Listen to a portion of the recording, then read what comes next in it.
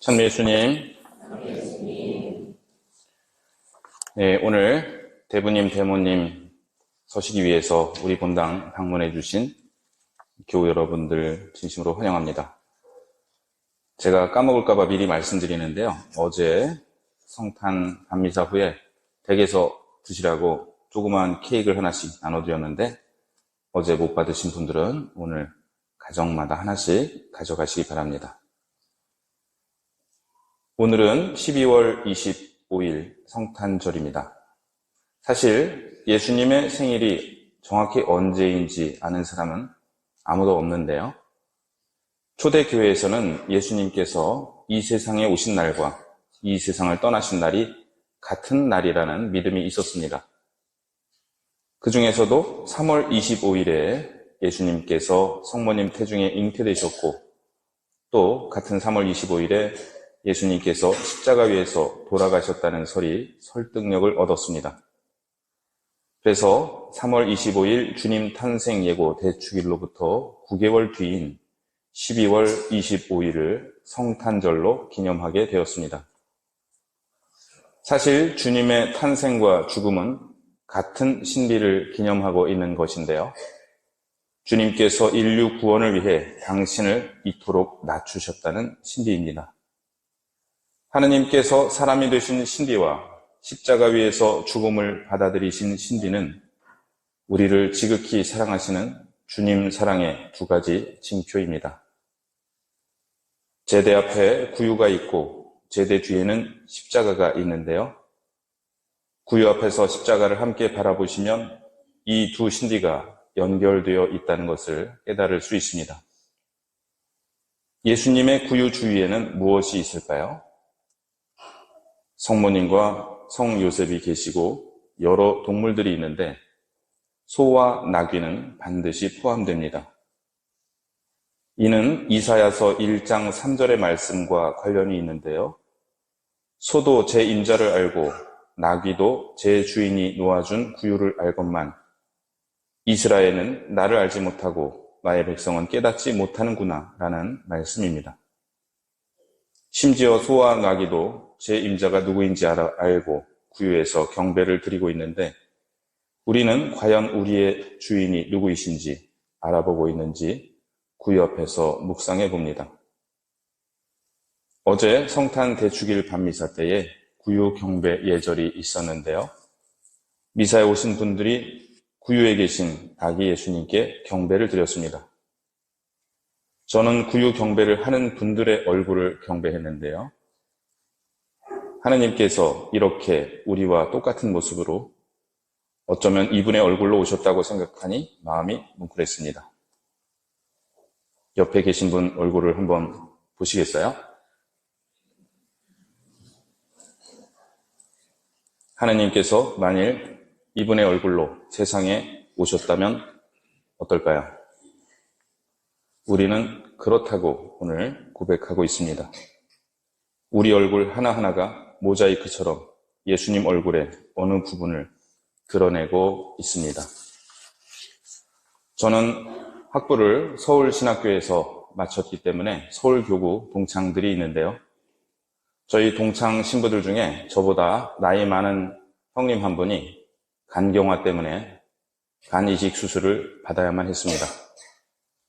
가족 중에 맞는 사람이 없었는지 이 형님이 신학교 동창들에게 전화해서 간을 달라고 한다는 이야기를 들었습니다. 여보세요? 야, 간 좀 줘. 아, 왜 나한테 그래? 대략 이런 통화가 오간다는 소리를 들었습니다. 성모일도에 주님 내 기도를 들어주소서, 이 간구하는 소리를 여겨 들어주소서라는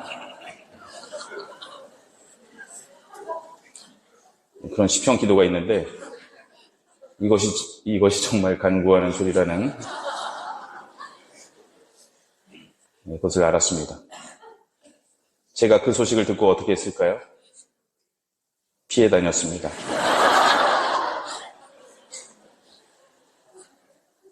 저한테는 전화가 안 오기를 바랬습니다.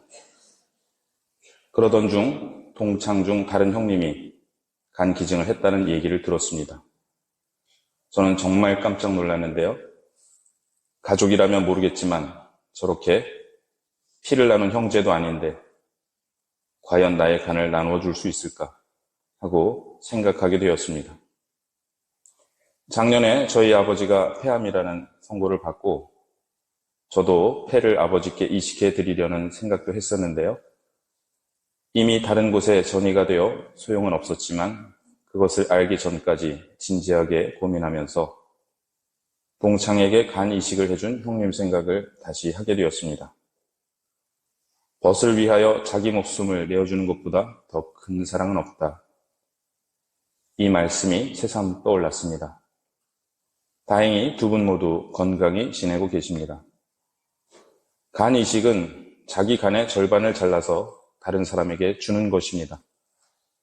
그런데 아무나 기증할 수 있는 것이 아니라 이식하기에 적합한지 둘 다 적합성 검사를 해봐야 합니다.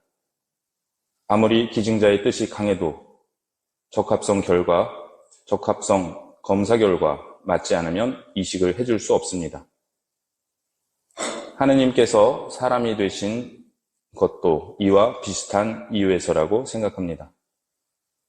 하느님은 우리에게 참 생명을 주고 싶으셨는데 이를 위해서는 당신 자신을 주셔야만 했습니다. 왜냐하면 당신 자신이 참 생명이시기 때문입니다. 하느님은 초월적인 분이시기에 그분을 우리 안에 모신다는 것은 어려운 일이었습니다. 그래서 하느님께서는 우리와 적합성을 맞추시고자 우리와 똑같은 사람이 되셨습니다. 하느님은 우리에게 심장을 이식해주고 싶으셔서 인간의 심장을 가지셔야 했습니다. 하느님은 우리에게 영혼을 이식해주고 싶으셔서 인간의 영혼을 가지셔야 했습니다. 이리하여 우리에게 주신 당신의 생명으로 우리는 살아가고 있으며 이 생명은 지상에서의 삶이 다한다 해도 꺼지지 않는 생명입니다. 오늘 그러한 하느님의 생명으로 초대된 34분의 새 영세자들과 대부 대모님들을 우리 앞에 모시고 있습니다. 이번 세례식에는 세례자들께서 세례 성구를 하나씩 택하셨는데요.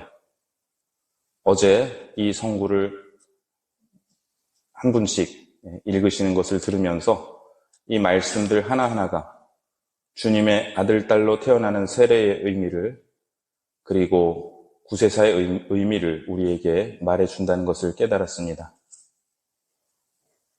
당신 말씀은 제 발의 등불, 저의 길의 빛입니다. 고생하며 무거운 짐을 진 너희는 모두 나에게 오너라. 내가 너희에게 안식을 주겠다. 너희가 나를 뽑은 것이 아니라 내가 너희를 뽑아 세웠다. 가서 열매를 맺어라. 나약한 인간의 지혜가 아니라 하나님의 은총에 따라 내가 너를 지명하여 불렀으니 너는 나의 것이다.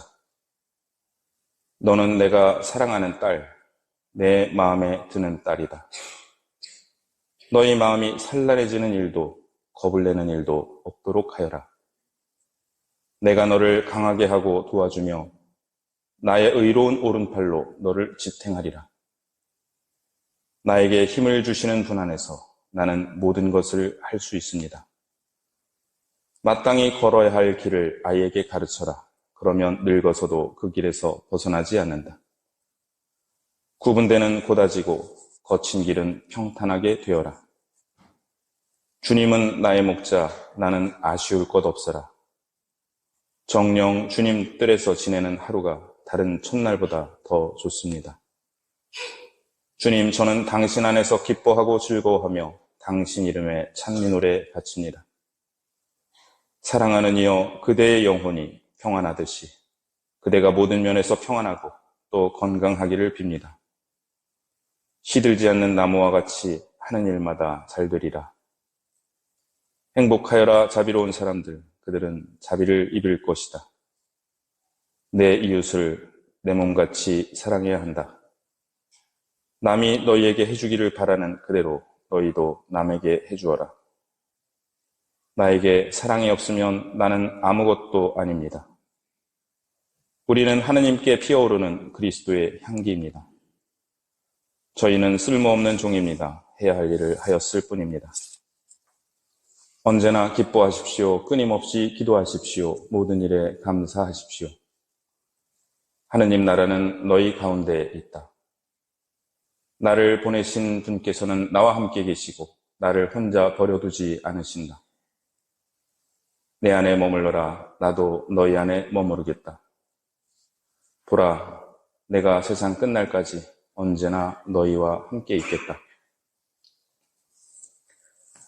다시 한번 새 영세자들에게 교리를 가르쳐 주신 수님들과 보좌 신부님, 헌신적으로 봉사해 주신 선교 분과장님과 봉사자 여러분, 기도해 주신 교우 여러분, 앞으로 새 영세자들을 영적으로 돌보아 주실 대부 대모님들, 그리고 여러 가지 섭리로 새 영세자들을 이끌어 주시고 이 모든 은인들을 우리에게 보내주신 하느님께 감사드립니다. 우리도 연약한 아기의 모습으로 계신 하느님 앞에서 우리의 연약함을 고백하며 소와 나귀처럼 우리의 주인을 알아볼 것을 다짐하며 잠시 침묵 중에 새 영세자들을 위해 기도하겠습니다.